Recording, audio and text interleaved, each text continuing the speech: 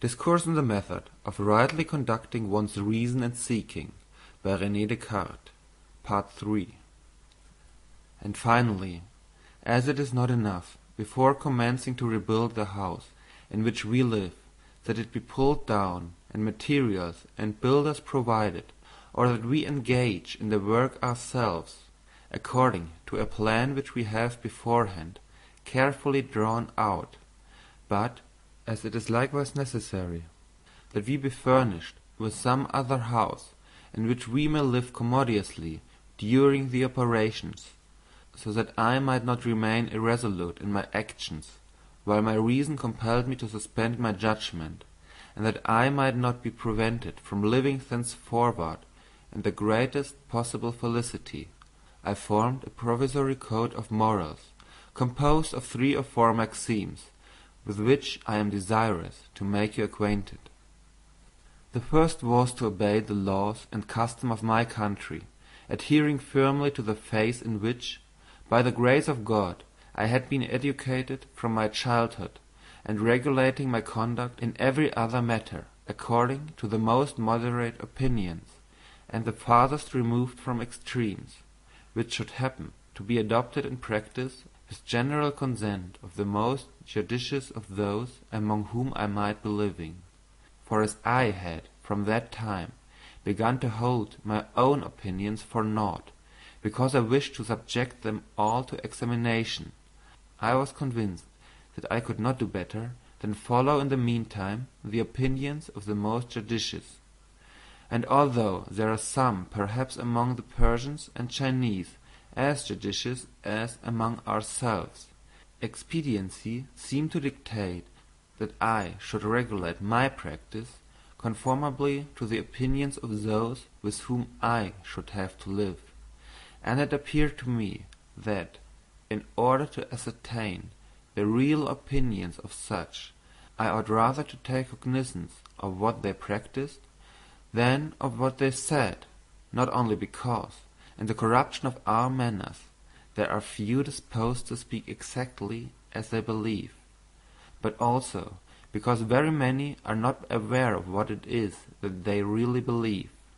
For, as the act of mind by which a thing is believed is different from that by which we know that we believe it, the one act is often found without the other.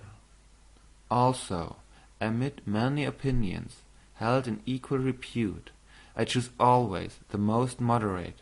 as much for the reason that these are always the most convenient for practice, and probably the best, for all excess is generally vicious, as that, in the event of my falling into error, I might be at less distance from the truth than if, having chosen one of the extremes,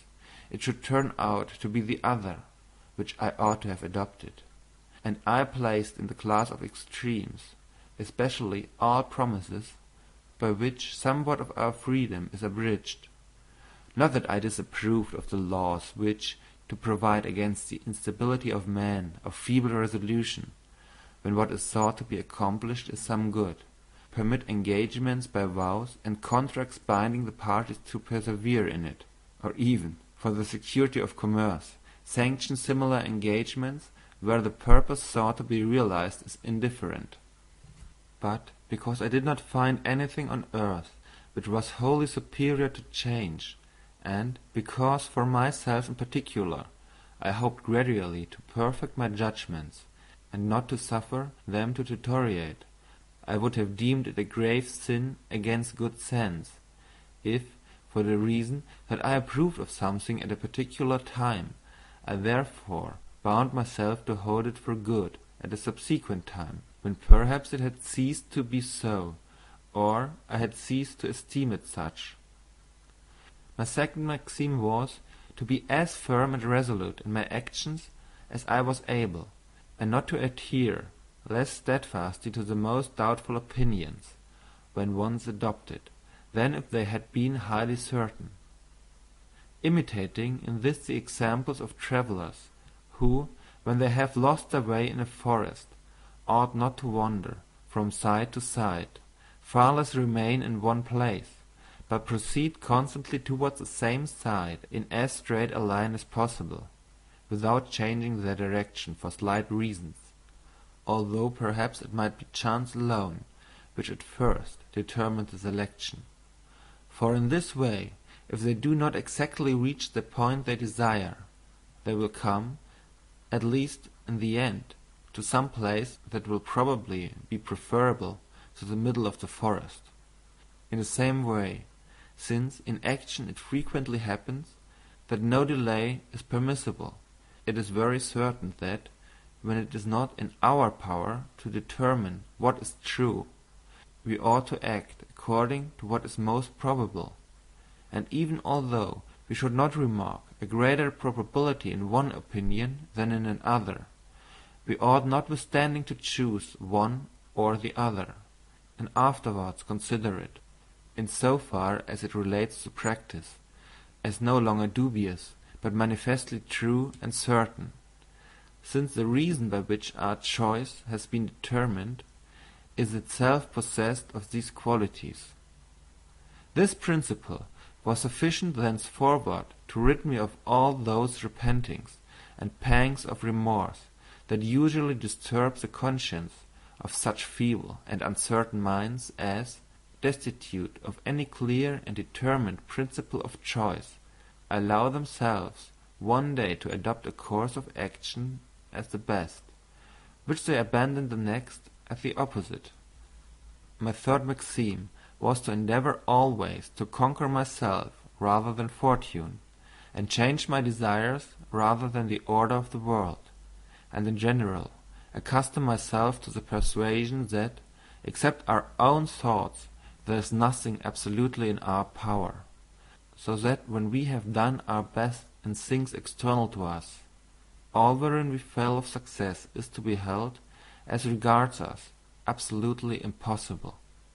And this single principle seemed to me sufficient to prevent me from desiring for the future anything which I could not obtain, and such render me contented. For since our will naturally seeks those objects alone which the understanding represents as in some way possible of attainment, it is plain that if we consider all external goods as equally beyond our power, we shall no more regret the absence of such goods as seem due to our birth, when deprived of them without any faults of ours, than our not possessing the kingdoms of China or Mexico, and thus making, so to speak, a virtue of necessity. We shall no more desire health in disease, or freedom in imprisonment, than we now do bodies incorruptible as diamonds, or the wings of birds to fly with. But I confess, there is need of prolonged discipline and frequently repeated meditation to accustom the mind to view all objects in this light, and I believe that in this chiefly consisted the secret of the power of such philosophers as in former times were enabled to rise superior to the influence of fortune, and, amid suffering and poverty, enjoy a happiness which their gods might have envied. For, occupied incessantly with the consideration of the limits prescribed to their power by nature, they became so entirely convinced that nothing was at their disposal except their own thoughts, that this conviction was of itself sufficient to prevent their entertaining any desire of other objects, and over their thoughts they acquired a sway so absolute that they had some ground on this account for esteeming themselves more rich and more powerful, more free and more happy, than other men who, whatever be the favours heaped on them by nature and fortune, if destitute of this philosophy, can never command the realization of all their desires. In fine, to conclude this code of morals, I thought of reviewing the different occupations of man in this life, with the view of making choice of the best, and, without wishing to offer any remarks on the employments of others, I may state that it was my conviction that I could not do better than continue in that in which I was engaged, viz. in devoting my whole life to the culture of my reason, and in making the greatest progress I was able in the knowledge of truth on the principles of the methods which I had prescribed to myself. This method, from the time I had begun to apply it, had been to me the source of satisfaction so intense as to lead me to believe that more perfect or more innocent could not be enjoyed in this life, and as by its means I daily discovered truths that appeared to me of some importance, and of which other men were generally ignorant, the gratification thence arising so occupied my mind that I was wholly indifferent to every other object. Besides, the three preceding maxims were founded singly on the design of continuing the work of self-instruction. For since God has endowed each of us with some light of reason by which to distinguish truth from error, I could not have believed that I ought for a single moment to rest satisfied with the opinions of another, unless I had resolved to exercise my own judgment in examining these whenever I should be duly qualified for the task. Nor could I have proceeded on such opinions without scruple, had I supposed that I should thereby forfeit any advantage for attaining still more accurate, should such exist.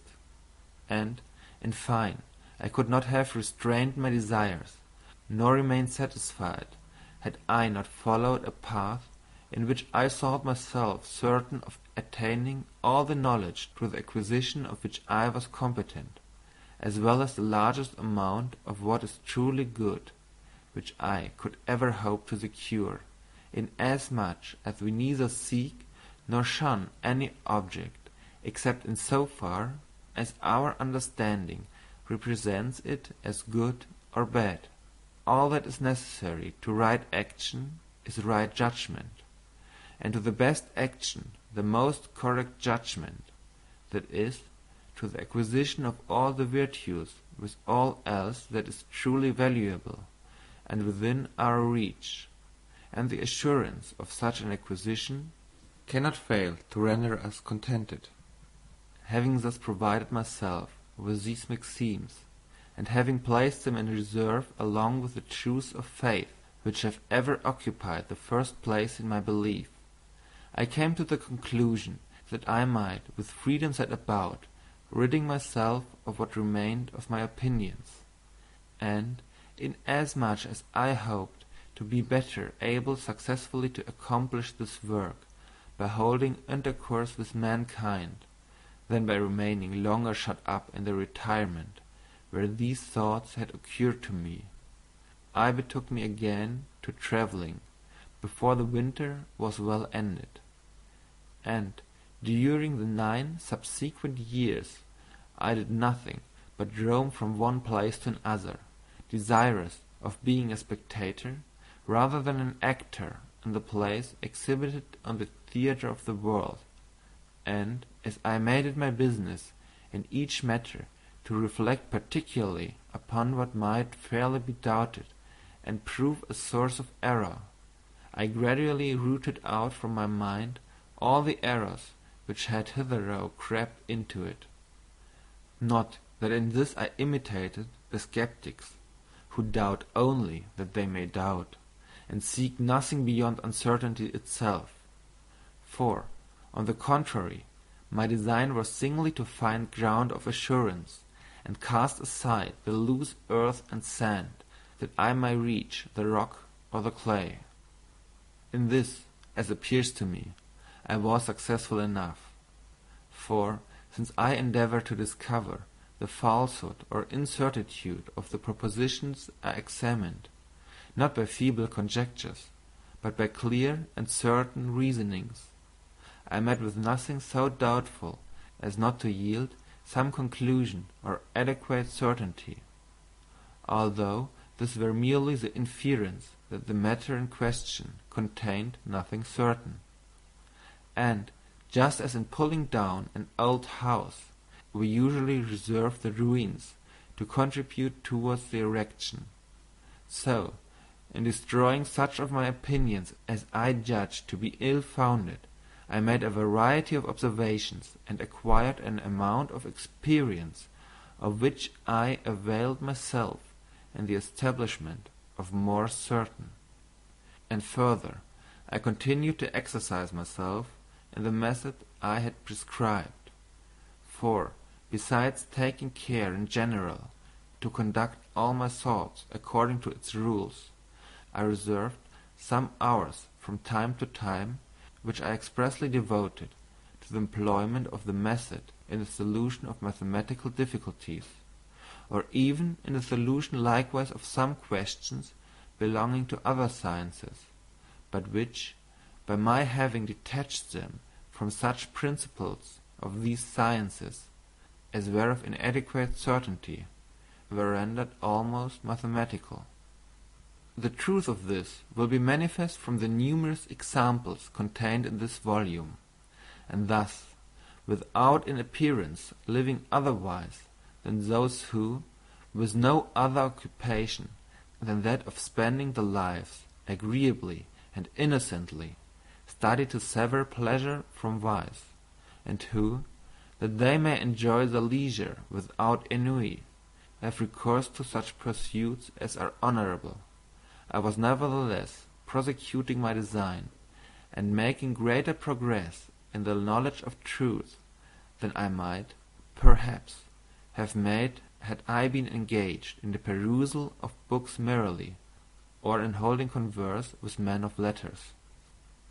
These 9 years passed away, however, before I had come to any determinate judgment respecting the difficulties which form matter of dispute among the learned, or had commenced to seek the principles of any philosophy more certain than the vulgar. And the examples of many men of the highest genius, who had, in former times, engaged in this inquiry, but, as appeared to me, without success, led me to imagine it to be a work of so much difficulty that I would not perhaps have ventured on it so soon, had I not heard it currently rumoured that I had already completed the inquiry. I know not what were the grounds of this opinion, and, if my conversation contributed in any measure to its rise, this must have happened rather from my having confessed my ignorance with greater freedom than those are accustomed to do who have studied a little, and expounded perhaps the reason that led me to doubt of many of those things that by others are esteemed certain, than from my having boasted of any system of philosophy. But as I am of a disposition that makes me unwilling to be esteemed different from what I really am, I thought it necessary to endeavour by all means to render myself worthy of the reputation accorded to me. And it is now exactly 8 years since this desire constrained me to remove from all those places where interruption of any of my acquaintances was possible, and betake myself to this country, in which the long duration of the war has led to the establishment of such discipline that the armies maintained seem to be of use only in enabling the inhabitants to enjoy more securely the blessings of peace, and were in the midst of a great crowd actively engaged in business, and more careful with their own affairs than curious about those of others,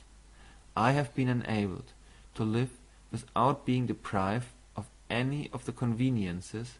to be had in the most populous cities, and yet as solitary and as retired as in the midst of the most remote deserts. End of Part 3.